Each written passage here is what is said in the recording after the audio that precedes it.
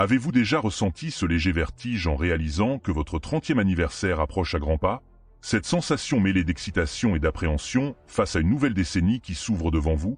Si c'est le cas, vous n'êtes pas seul. La trentaine est souvent perçue comme un tournant, un moment charnière où l'on fait le bilan de nos réussites, de nos échecs, et où l'on se projette dans l'avenir avec un mélange d'espoir et d'incertitude. Mais que se passerait-il si nous pouvions remonter le temps et nous offrir les conseils dont nous aurions eu besoin à cet âge crucial? C'est précisément ce voyage introspectif que je vous propose aujourd'hui, à travers le prisme de la philosophie stoïcienne. Car si j'avais su à 30 ans ce que je sais maintenant du stoïcisme, ma vie aurait pris une toute autre tournure. Imaginez un instant avoir à votre disposition un guide pour naviguer dans les eaux parfois tumultueuses de la vie adulte. Un compas intérieur qui vous aiderait à prendre des décisions éclairées, à cultiver la résilience face aux défis et à trouver un sens profond dans chaque expérience. C'est ce que le stoïcisme peut nous offrir. Et c'est ce que j'aurais aimé comprendre plus tôt dans ma vie. Avant de plonger dans le vif du sujet, je vous invite à vous abonner à notre chaîne Esprit Stoïcien et à activer les notifications. Pourquoi? Parce que chaque semaine, nous explorons ensemble comment cette philosophie millénaire peut transformer notre quotidien, nous offrant des outils précieux pour une vie plus sereine et épanouie. Je vous encourage vivement à suivre cette vidéo dans son intégralité. Chaque partie s'imbrique dans un tout cohérent, formant une mosaïque de sagesse qui prend tout son sens une fois assemblée. Préparez-vous à un voyage captivant au cœur de la pensée stoïcienne, et découvrons ensemble ces leçons inestimables que j'aurais aimé connaître à 30 ans. Il y a une sagesse particulière qui émane de la philosophie stoïcienne, une sagesse que j'aurais aimé posséder lorsque j'ai franchi le cap de la trentaine. Cette philosophie antique, loin d'être désuète, offre des outils remarquablement pertinents pour naviguer dans les méandres de la vie moderne. Laissez-moi vous guider à travers ces enseignements précieux, en commençant par l'un des piliers fondamentaux du stoïcisme, l'art de l'acceptation. Imaginez un instant que vous êtes au volant d'une voiture. Vous avez le contrôle total sur la direction que vous prenez, la vitesse à laquelle vous roulez, et les décisions que vous prenez en chemin. Cependant, vous n'avez aucun pouvoir sur les conditions météorologiques, l'état de la route, ou le comportement des autres conducteurs. Cette image illustre parfaitement ce que les stoïciens appelaient la dichotomie du contrôle. À 30 ans, j'étais constamment frustré par les événements qui ne se déroulaient pas comme je l'avais prévu. Un changement de carrière inattendu m'avait laissé désemparé, remettant en question toutes mes certitudes. Je me souviens avoir passé des nuits entières à ruminer, à imaginer tous les scénarios possibles si j'avais fait des choix différents. Ce n'est que plus tard que j'ai compris la futilité de ces pensées. Le stoïcisme nous enseigne à distinguer ce qui dépend de nous de ce qui n'en dépend pas. Cette distinction, simple en apparence, est en réalité révolutionnaire lorsqu'on l'applique consciemment dans notre vie quotidienne. Elle nous libère d'un fardeau énorme, celui de vouloir contrôler l'incontrôlable. Prenons un moment pour réfléchir à votre propre vie. Combien de fois vous êtes-vous senti frustré par les actions d'autrui, par des circonstances imprévues, ou par des événements sur lesquels vous n'aviez aucune prise? La clé réside dans l'acceptation de ce qui est hors de notre contrôle, tout en concentrant notre énergie sur ce que nous pouvons influencer. Cette acceptation n'est pas synonyme de passivité ou de résignation. Au contraire, c'est une forme de libération qui nous permet de rediriger notre énergie vers des actions constructives. Face à un licenciement inattendu, par exemple, au lieu de nous morfondre sur l'injustice de la situation, nous pouvons nous concentrer sur la recherche d'un nouvel emploi, le développement de nouvelles compétences, ou même l'exploration d'une passion longtemps mise de côté. L'art de l'acceptation stoïcienne nous invite à adopter une perspective plus large sur notre vie. Il nous rappelle que nous ne sommes qu'une petite partie d'un vaste univers, soumis à des forces qui nous dépassent. Cette humilité face à l'immensité du monde n'est pas déprimante, elle est au contraire libératrice. Elle nous permet de lâcher prise sur nos attentes rigides et d'embrasser la réalité telle qu'elle est. J'aurais aimé comprendre cela à 30 ans. Cela m'aurait épargné bien des nuits d'insomnie et des journées d'angoisse. Mais la beauté de cette philosophie, c'est qu'il n'est jamais trop tard pour l'adopter. Chaque jour est une nouvelle opportunité de pratiquer l'acceptation, de cultiver la sérénité face aux aléas de la vie. Cette acceptation nous mène naturellement à notre deuxième leçon stoïcienne essentielle, la cultivation de la résilience émotionnelle.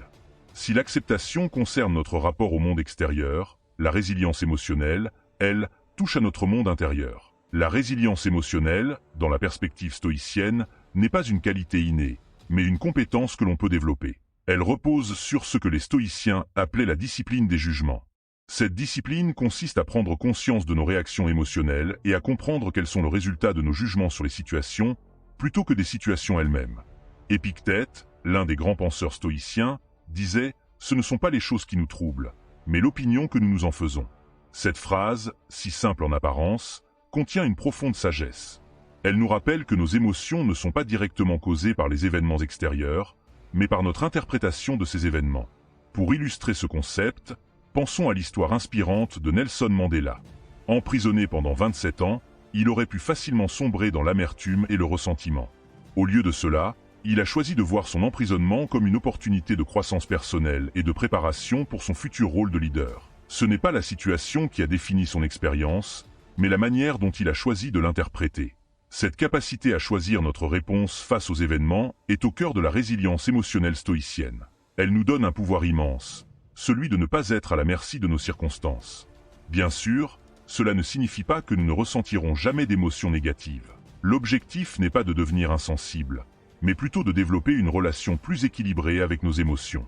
Comment pouvons-nous cultiver cette résilience au quotidien? Une technique que j'ai trouvée particulièrement utile est la pratique de la vue d'en haut. Elle consiste à prendre du recul face à une situation stressante en s'imaginant la regarder de très loin, comme si nous étions dans l'espace. De cette perspective, nos problèmes quotidiens semblent souvent beaucoup moins importants. Une autre pratique puissante est celle de la préparation mentale ou préméditatio malorum. Il s'agit d'envisager à l'avance les difficultés potentielles que nous pourrions rencontrer. Non pas pour s'inquiéter, mais pour se préparer émotionnellement et mentalement à y faire face. Cette pratique nous permet d'aborder les défis avec plus de calme et de sérénité lorsqu'ils se présentent réellement. La résilience émotionnelle stoïcienne n'est pas une armure qui nous rend invulnérables. C'est plutôt une souplesse intérieure qui nous permet de plier sans rompre face aux tempêtes de la vie. C'est la capacité de ressentir pleinement nos émotions tout en gardant une certaine distance, une certaine perspective. En cultivant cette résilience, nous nous donnons les moyens de traverser les hauts et les bas de la vie avec plus de grâce et de sérénité. Nous devenons moins réactifs et plus réfléchis dans nos réponses aux défis quotidiens. C'est un outil précieux que j'aurais aimé maîtriser à 30 ans, mais que je suis reconnaissant d'avoir découvert depuis. Cette résilience émotionnelle nous amène naturellement à notre troisième leçon stoïcienne, l'importance de la vertu comme boussole dans notre vie. À 30 ans, beaucoup d'entre nous sont encore en train de définir ce que signifie le succès pour eux. Souvent, nous nous laissons influencer par les définitions sociétales du succès, l'argent, le statut, la reconnaissance. Mais le stoïcisme nous offre une perspective différente, plus profonde et plus satisfaisante à long terme. Pour les stoïciens, la véritable mesure du succès n'était pas extérieure, mais intérieure. Ils croyaient en l'importance suprême de la vertu, qu'ils définissaient à travers 4 qualités cardinales, la sagesse, la justice, le courage et la tempérance. Ces vertus étaient considérées comme les seuls vrais biens, les seules choses qui dépendent entièrement de nous et qui ne peuvent nous être enlevées. Imaginez votre vie comme un jardin intérieur. Les vertus stoïciennes sont les graines que vous plantez et cultivez jour après jour. La sagesse est l'arbre qui vous offre de l'ombre et vous guide dans vos décisions. La justice est la source d'eau pure qui nourrit vos relations avec les autres. Le courage est la barrière solide qui protège votre jardin des tempêtes de la vie. Et la tempérance est le sol fertile qui permet à toutes ces qualités de s'épanouir harmonieusement. Cette métaphore du jardin intérieur nous rappelle que le développement de notre caractère est un processus continu, qui demande de la patience et de la persévérance. Tout comme un jardinier ne s'attend pas à voir son jardin fleurir du jour au lendemain, nous ne devrions pas nous attendre à incarner parfaitement ces vertus immédiatement. C'est un travail de toute une vie. Mais comment pouvons-nous aligner concrètement nos choix de vie sur ces valeurs stoïciennes? Commençons par la sagesse. Dans notre monde moderne, saturé d'informations, la sagesse pourrait se traduire par la capacité à discerner l'essentiel du superflu, à prendre des décisions éclairées basées sur la raison plutôt que sur l'impulsion. Cela pourrait signifier prendre le temps de réfléchir avant d'agir, de chercher à comprendre différents points de vue avant de former une opinion. La justice, dans une perspective stoïcienne, ne se limite pas au respect des lois. Elle englobe l'idée de traiter les autres avec équité et respect, de contribuer positivement à notre communauté. Dans notre vie quotidienne, cela pourrait se manifester par des actes de gentillesse, par l'engagement dans des causes qui nous tiennent à cœur, ou simplement par le fait de traiter chaque personne que nous rencontrons avec dignité. Le courage, quant à lui, ne se mesure pas uniquement à des actes héroïques. Il s'exprime aussi dans notre capacité à affronter nos peurs, à sortir de notre zone de confort, à défendre nos convictions même quand c'est difficile. Cela pourrait signifier oser postuler pour ce travail qui nous semble hors de portée, exprimer notre désaccord de manière respectueuse face à une injustice, ou simplement admettre nos erreurs et chercher à les corriger. Enfin, la tempérance est particulièrement pertinente dans notre société de consommation et d'excès. Elle nous invite à cultiver la modération, à trouver l'équilibre dans tous les aspects de notre vie. Cela peut se traduire par une consommation plus consciente, par la recherche d'un équilibre entre travail et vie personnelle, ou encore par la maîtrise de nos impulsions et de nos désirs. En faisant de ces vertus notre boussole, nous redéfinissons le succès non pas en termes de possession ou de statut, mais en termes de croissance personnelle et d'impact positif sur le monde qui nous entoure. C'est une perspective qui donne un sens profond à notre existence, bien au-delà des définitions superficielles du succès. J'aurais aimé comprendre cela à 30 ans. Cela m'aurait permis de prendre des décisions plus alignées avec mes valeurs profondes, plutôt que de courir après des objectifs qui, une fois atteints, se révélaient souvent vides de sens. Mais comme nous l'avons vu, il n'est jamais trop tard pour commencer à cultiver ces vertus, pour réorienter notre boussole intérieure vers ce qui compte vraiment. Cette réflexion sur les vertus et le vrai sens du succès nous amène naturellement à notre 4e leçon stoïcienne, l'amor fati, ou l'amour du destin. Ce concept, particulièrement développé par les stoïciens romains comme Marc Aurèle, est l'un des plus puissants et des plus libérateurs que j'ai rencontrés dans ma découverte du stoïcisme. L'amor fati va au-delà de la simple acceptation dont nous avons parlé plus tôt. Il s'agit d'embrasser pleinement tout ce qui nous arrive, le bon comme le mauvais, en reconnaissant que chaque expérience est une opportunité d'apprentissage et de croissance. C'est une attitude qui nous libère des regrets du passé et des anxiétés sur l'avenir, nous ancrant fermement dans le présent. Marc Aurèle, dans ses méditations, écrivait « Aime ce qui t'arrive, n'est-ce pas ce que tu aurais voulu ?» Cette phrase capture l'essence de l'amor fati. Elle nous invite à voir chaque événement de notre vie, même les plus difficiles, comme faisant partie intégrante de notre chemin unique. Cette perspective aurait été incroyablement précieuse pour moi à 30 ans. Une période où je passais beaucoup de temps à regretter certaines décisions passées et à m'inquiéter de l'avenir. L'amor fati nous enseigne que ces regrets et ces inquiétudes sont non seulement inutiles, mais qui nous empêchent de vivre pleinement le moment présent. Mais attention, l'amor fati ne signifie pas que nous devons nous réjouir de la souffrance ou des difficultés. Il s'agit plutôt de reconnaître que ces expériences font partie intégrante de notre voyage, et qu'elles contiennent souvent des leçons précieuses. C'est une invitation à transformer les défis en opportunités de croissance. Un ami m'a raconté un jour comment il avait appliqué ce principe après avoir perdu son emploi. Au lieu de se laisser abattre par cette situation difficile, il a choisi de voir cela comme une opportunité de réorienter sa carrière vers un domaine qui le passionnait vraiment. Ce qui semblait initialement être un désastre s'est transformé en un tournant positif dans sa vie. L'amor fati nous encourage également à lâcher prise sur notre besoin de contrôle absolu. Il nous rappelle que la vie est complexe et imprévisible, et que parfois, ce qui nous semble être un revers sur le moment peut se révéler être une bénédiction à long terme. Cette perspective nous permet d'aborder la vie avec plus de curiosité et d'ouverture, plutôt qu'avec peur et résistance. En pratique, cultiver l'amor fati peut commencer par de petits gestes quotidiens.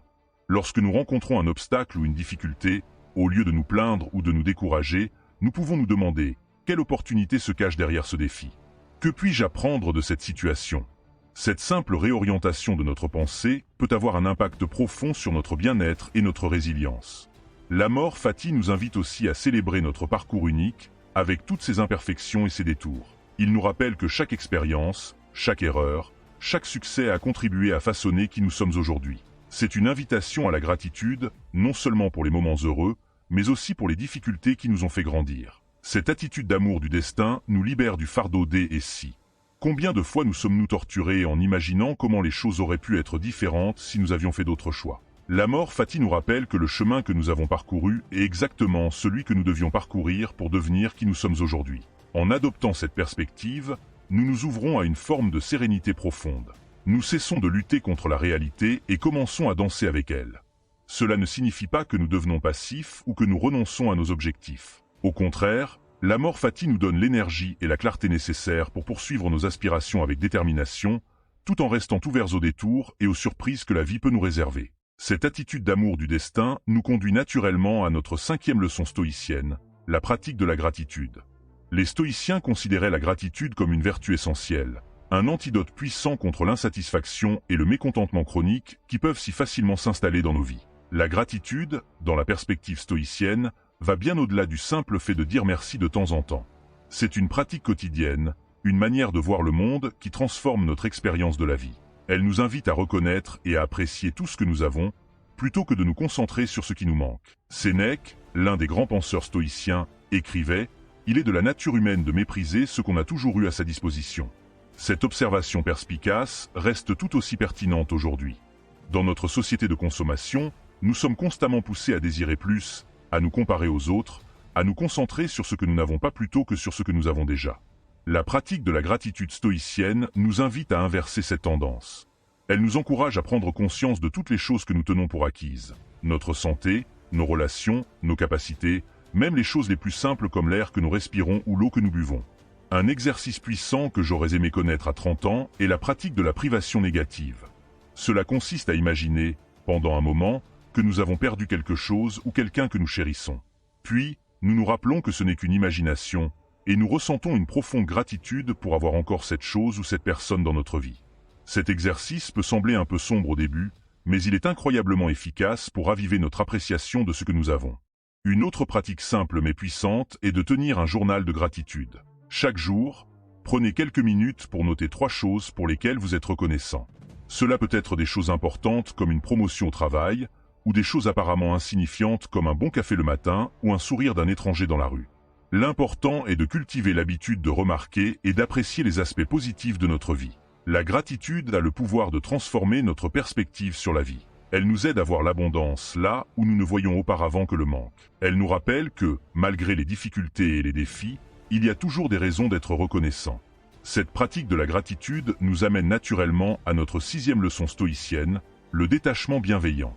Ce concept, que les stoïciens appelaient apathie, est souvent mal compris.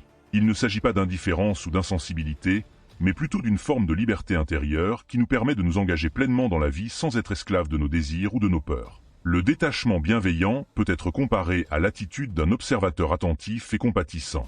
Imaginez que vous êtes assis au bord d'une rivière, observant le courant. Vos pensées, vos émotions, les événements de votre vie sont comme les feuilles qui flottent sur l'eau. Vous les voyez passer, vous les reconnaissez, mais vous ne vous laissez pas emporter par elles. Vous restez ancré sur la berge, capable d'observer sans être submergé. Cette pratique nous libère de la tyrannie de nos réactions émotionnelles impulsives. Elle nous permet de créer un espace entre le stimulus et notre réponse, un espace où nous pouvons choisir consciemment comment nous voulons réagir. C'est dans cet espace que réside notre liberté intérieure. Le détachement bienveillant nous aide également à lâcher prise sur nos attentes rigides. Combien de fois notre bonheur a-t-il été gâché parce que les choses ne se sont pas déroulées exactement comme nous l'avions prévu? En pratiquant le détachement, nous apprenons à apprécier ce qui est, plutôt que de nous accrocher à ce que nous pensons que les choses devraient être. Cependant, il est important de comprendre que le détachement ne signifie pas le désengagement. Au contraire, il nous permet de nous engager plus pleinement dans la vie, libérés de la peur de l'échec ou de l'obsession du résultat. C'est comme un oiseau en vol, il est complètement engagé dans l'action de voler, tout en étant détaché de l'air qui le porte. Dans la pratique, le détachement bienveillant peut se manifester de nombreuses façons. Cela peut signifier de prendre du recul lorsque nous nous sentons submergés par une émotion forte, en nous rappelant que nous ne sommes pas cette émotion, mais que nous l'observons. Cela peut signifier de poursuivre nos objectifs avec détermination, tout en restant ouvert à la possibilité que les choses ne se déroulent pas exactement comme prévu. Le détachement bienveillant nous invite également à cultiver une forme de légèreté face aux défis de la vie. Il nous rappelle que, quelle que soit la gravité de la situation, nous avons toujours le choix de notre réponse. Cette légèreté n'est pas de l'insouciance, mais plutôt une confiance profonde en notre capacité à faire face à ce qui vient. J'aurais aimé comprendre cela à 30 ans. Cela m'aurait épargné bien des souffrances inutiles causées par mon attachement excessif aux résultats et mon identification trop forte à mes émotions. Mais comme toutes les pratiques stoïciennes, le détachement bienveillant est une compétence que nous pouvons développer à tout moment de notre vie. Cette attitude de détachement bienveillant nous conduit naturellement à notre 7e leçon stoïcienne, l'engagement social éclairé. Contrairement à une idée reçue, le stoïcisme n'est pas une philosophie de repli sur soi ou d'indifférence au monde.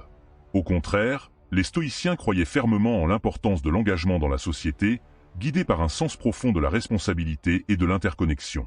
Les stoïciens développèrent le concept de cosmopolitisme, l'idée que nous sommes tous citoyens du monde, membres d'une même communauté humaine. Cette perspective nous invite à élargir notre cercle de préoccupation au-delà de nos intérêts personnels ou de notre communauté immédiate, pour embrasser l'humanité dans son ensemble. Marc Aurèle, empereur romain et philosophe stoïcien, incarnait parfaitement cet idéal d'engagement social éclairé. Malgré les immenses responsabilités de sa fonction, il n'oubliait jamais son devoir envers l'humanité dans son ensemble. Dans ses méditations, il écrivait « Ce qui n'est pas utile à la ruche n'est pas non plus utile à l'abeille ». Cette métaphore puissante nous rappelle que notre bien-être individuel est inextricablement lié au bien-être de la communauté dans laquelle nous vivons. Mais comment pouvons-nous mettre en pratique cet engagement social éclairé dans notre vie moderne? Cela ne signifie pas nécessairement que nous devons tous devenir des militants à plein temps ou des figures publiques. L'engagement peut prendre de nombreuses formes, adaptées à nos capacités et à nos circonstances. Cela peut commencer par de petits gestes quotidiens. Être un bon voisin, traiter les gens que nous rencontrons avec respect et compassion, prendre soin de notre environnement. Cela peut signifier s'impliquer dans des causes qui nous tiennent à cœur, que ce soit par du bénévolat, des dons, ou simplement en sensibilisant notre entourage à des enjeux importants. L'engagement social éclairé implique également de cultiver notre sens critique et notre compréhension des enjeux de notre époque. Cela signifie s'informer de manière réfléchie, chercher à comprendre les différents points de vue sur les questions complexes, et former nos propres opinions basées sur la raison plutôt que sur l'émotion ou les préjugés. Un aspect crucial de cet engagement est la pratique de la vertu de justice dans nos interactions quotidiennes. Cela peut signifier défendre quelqu'un qui est traité injustement, même si cela nous met dans une position inconfortable. Cela peut signifier reconnaître et remettre en question nos propres préjugés et privilèges. L'engagement social éclairé nous invite également à considérer l'impact à long terme de nos actions. Les stoïciens nous encouragent à penser non seulement à notre propre bien-être, mais aussi à celui des générations futures. Cette perspective peut influencer nos choix de consommation, nos décisions professionnelles, et notre implication dans des enjeux comme le changement climatique ou la justice sociale. Il est important de noter que l'engagement social stoïcien n'est pas motivé par la recherche de reconnaissance ou de récompense, mais par un sens profond du devoir et de l'interconnexion. C'est une expression de notre nature humaine la plus élevée, une manière de vivre en accord avec la raison et la vertu. J'aurais aimé comprendre plus tôt dans ma vie l'importance de cet engagement social éclairé. Cela m'aurait aidé à trouver un sens plus profond dans mon travail et dans mes relations, à voir ma vie non pas comme une quête isolée de succès personnel, mais comme une partie intégrante d'un tout plus grand. Cette réflexion sur notre rôle dans la société nous amène naturellement à notre 8e leçon stoïcienne, la quête continue de sagesse. Les stoïciens considéraient l'apprentissage et le développement personnel comme un processus qui dure toute la vie. Ils nous encouragent à cultiver une curiosité insatiable et une ouverture constante à de nouvelles idées et perspectives. Cette quête de sagesse continue est particulièrement pertinente à l'âge de 30 ans et au-delà. C'est souvent à ce moment de notre vie que nous commençons à nous sentir installés dans nos carrières et nos routines. Il peut être tentant de penser que nous avons déjà appris tout ce que nous avions besoin d'apprendre. Mais les stoïciens nous rappellent que la vraie sagesse réside dans la reconnaissance de notre ignorance et dans notre volonté d'apprendre continuellement. Épictète disait « Il est impossible d'apprendre ce que l'on croit déjà savoir ». Cette citation nous invite à cultiver une forme d'humilité intellectuelle, à rester ouvert à de nouvelles perspectives, même sur des sujets que nous pensons maîtriser. C'est une invitation à voir chaque interaction, chaque expérience comme une opportunité d'apprentissage. La quête de sagesse stoïcienne n'est pas seulement intellectuelle. Elle englobe tous les aspects de notre vie, notre compréhension de nous-mêmes, nos relations avec les autres, notre rapport au monde qui nous entoure. C'est un processus holistique qui vise à nous rapprocher de notre plein potentiel en tant qu'être humain. Dans notre monde moderne, les opportunités d'apprentissage sont plus accessibles que jamais. Nous avons à notre disposition une richesse incroyable de ressources, livres, cours en ligne, podcasts, conférences. Mais la vraie sagesse ne réside pas seulement dans l'accumulation de connaissances. Elle se trouve dans notre capacité à appliquer ce que nous apprenons, à intégrer ces connaissances dans notre vie quotidienne. Une pratique puissante pour cultiver cette sagesse continue est de tenir un journal de réflexion. Chaque jour, prenez quelques minutes pour réfléchir à ce que vous avez appris, aux défis que vous avez rencontrés, aux enseignements que vous avez eus. Cette pratique nous aide à consolider nos apprentissages, à identifier les domaines où nous avons encore besoin de grandir. La quête de sagesse stoïcienne nous invite également à sortir de notre zone de confort intellectuel. Cela peut signifier lire des livres sur des sujets qui nous sont étrangers, engager des conversations avec des personnes qui ont des points de vue différents des nôtres, ou essayer de nouvelles expériences qui remettent en question nos présupposés. On peut comparer notre esprit à un muscle qui a besoin d'être exercé régulièrement pour rester en forme. Tout comme nous ne nous attendrions pas à rester en bonne forme physique sans exercice régulier, nous ne pouvons pas espérer maintenir notre acuité mentale et notre sagesse sans un effort conscient et constant. Cette quête de sagesse n'est pas une course vers un point d'arrivée défini. C'est plutôt un voyage continu, une exploration sans fin de nous-mêmes et du monde qui nous entoure. C'est une invitation à rester curieux, à poser des questions, à remettre en question nos propres convictions.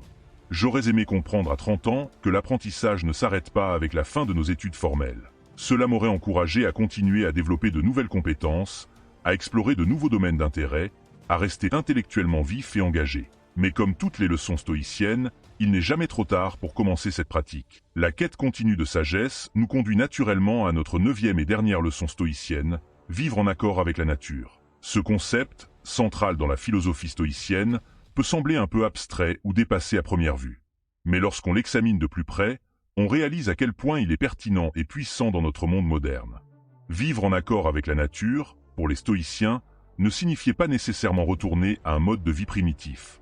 Cela signifiait plutôt vivre en harmonie avec notre propre nature en tant qu'êtres humains rationnels et sociaux, ainsi qu'avec la nature de l'univers dans son ensemble. Dans notre contexte contemporain, vivre en accord avec la nature peut être interprété comme une invitation à simplifier notre vie, à nous reconnecter avec nos valeurs fondamentales et à cultiver une relation plus harmonieuse avec le monde naturel qui nous entoure. Une manière concrète de mettre en pratique ce principe est de réexaminer nos habitudes de consommation.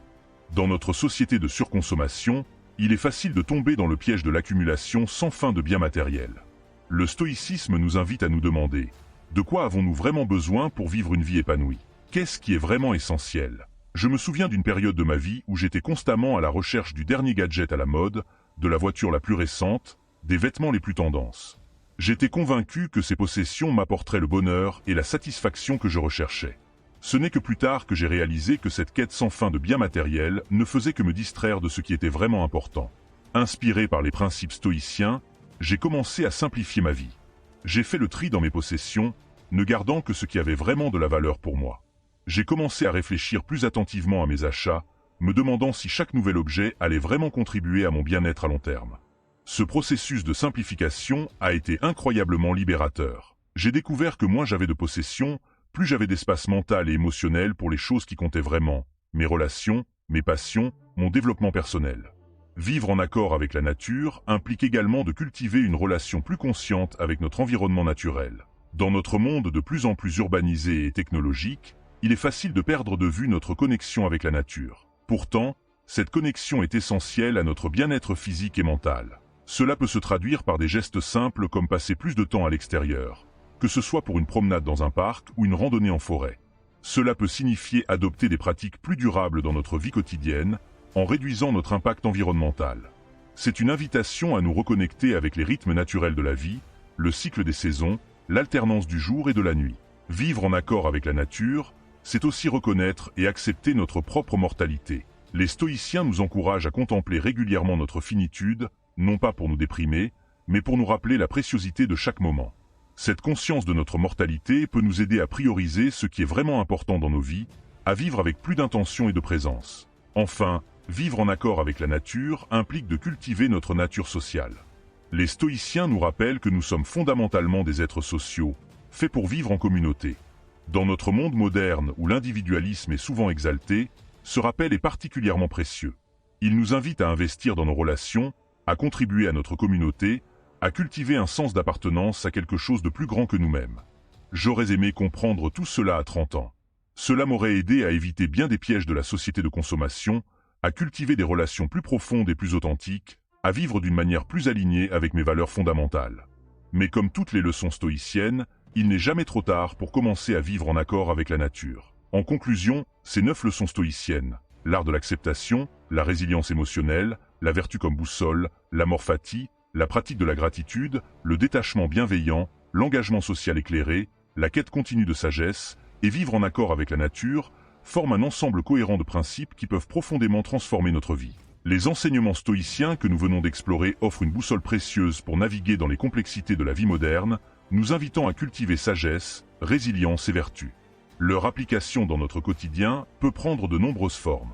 Comme je vous l'expliquais lorsque nous parlions de l'acceptation, nous pouvons commencer par pratiquer la distinction entre ce qui dépend de nous et ce qui n'en dépend pas. Nous pouvons cultiver la résilience émotionnelle en prenant du recul face à nos réactions impulsives. La pratique quotidienne de la gratitude, que nous avons évoquée, peut transformer notre perception du monde. Mais comment ces principes résonnent-ils avec votre propre expérience ? Quelle leçon vous semble la plus pertinente dans votre vie actuelle ? Comment pourriez-vous commencer à l'appliquer dès aujourd'hui ? Ces questions nous ouvrent à une réflexion plus large sur la façon dont la philosophie antique peut éclairer nos défis contemporains. Le stoïcisme n'est pas un ensemble de règles rigides, mais une invitation à une vie plus réfléchie, plus intentionnelle. Je vous encourage à explorer davantage ces concepts, à les expérimenter dans votre vie quotidienne. Chaque jour est une nouvelle opportunité de cultiver la sagesse stoïcienne. N'hésitez pas à partager vos réflexions et expériences dans les commentaires. Et si cette vidéo vous a inspiré, pensez à la partager avec ceux qui pourraient en bénéficier. Ensemble, nous pouvons cultiver une communauté de personnes engagées dans la quête d'une vie plus épanouissante et vertueuse.